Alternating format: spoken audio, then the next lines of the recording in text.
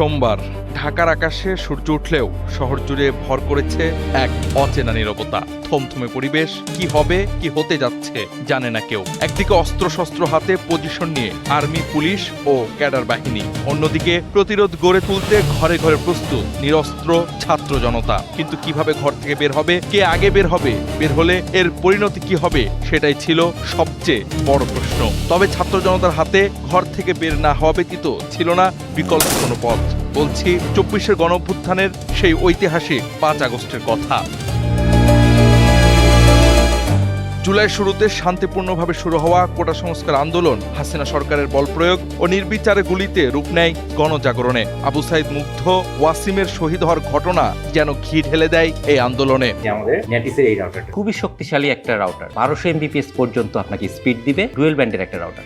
আন্দোলন দমাতে খেপাটে হয়ে ওঠে হাসিনা সরকারের পুলিশ ও ক্যাডার বাহিনী। দিনে দিনে বাড়তে থাকে লাশের তালিকা। একদিকে লাশ পড়ে, আরেকদিকে ছোঁয়াচের মতো ছড়িয়ে পড়ে আন্দোলনের বারুদ। এক পর্যায়ে ইন্টারনেট বন্ধ করে দেয় সরকার। যাত্রাবাড়ি, বাড্ডা, উত্তরা, মোহাম্মদপুর সহ পুরো দেশ কার্যত রূপ নেয় রণক্ষেত্র। ৩ আগস্ট সেনা সদরে দরবার ডাকেন সেনাপ্রধান জেনারেল ওয়াকারুজ্জামান। সেখানে আর্মির সিনিয়র জুনিয়র সকল স্তরের সৈন্য ও কর্মকর্তারা স্পষ্ট জানিয়ে দেন, জনতার বুকে গুলি চালাবে না সেনাবাহিনী। সেই মুহূর্ত থেকেই শেখ হাসিনার পায়ের নিচে মাটি সরতে শুরু করে। মূলত হাসিনা সরকারের শেষ ভরসা ছিল সেনাবাহিনী। সেনাবাহিনীর এই পিছুপা বেকায়দায় ফেলে ক্ষমতাসীন আওয়ামী লীগকে। ততদিনে লাশের সংখ্যা হাজার ছাড়িয়েছে।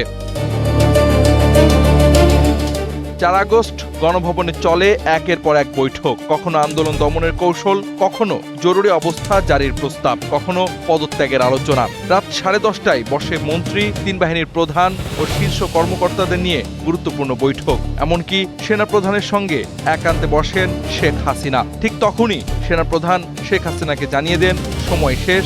শেষ চেষ্টা হিসেবে তিনি শেখ হাসিনাকে রাজনৈতিক দলগুলোর সঙ্গে বসে সমাধানের পথ খোঁজারও পরামর্শ দেন।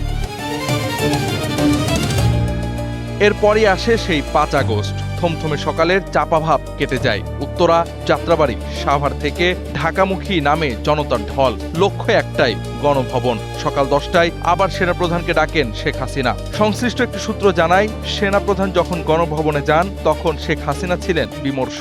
তার হাতে ছিল নিজের লেখা পদত্যাগপত্র। এদিকে দুপুর গড়াতেই শুরু হয় দেশত্যাগের প্রস্তুতি। রান্না করা খাবার খাওয়ারও সময় পাননি তিনি। বেলা 2:25 শেখ রেহানাকে নিয়ে হেলিকপ্টারে ওঠেন গণভবনের পেছনের মাঠ থেকে। 20 মিটারওয়ালা ঘাঁটিতে 1 ঘন্টার অপেক্ষার পর বিকেল 3টার পর C-130 বিমানে আকাশে ওড়েন তিনি। এর মধ্যেও রাজধানীর বেশ কিছু এলাকায় গুলি চলে। বিশেষত সন্ধ্যা পর্যন্ত উত্তরায় গোলাগুলির ঘটনা ঘটে। এতেও প্রাণ হারান অনেক মানুষ। এভাবেই হাজারের ওপর লাশ ও অর্ধলক্ষাধিক অঙ্গহানির মধ্য দিয়ে শেখ হাসিনার ফ্যাসিবাদী শাসনের এক যুগের অবসান হয়।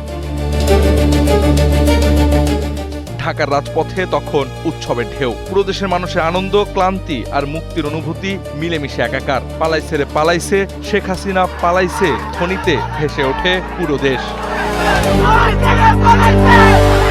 Javad Ahmed, NPB।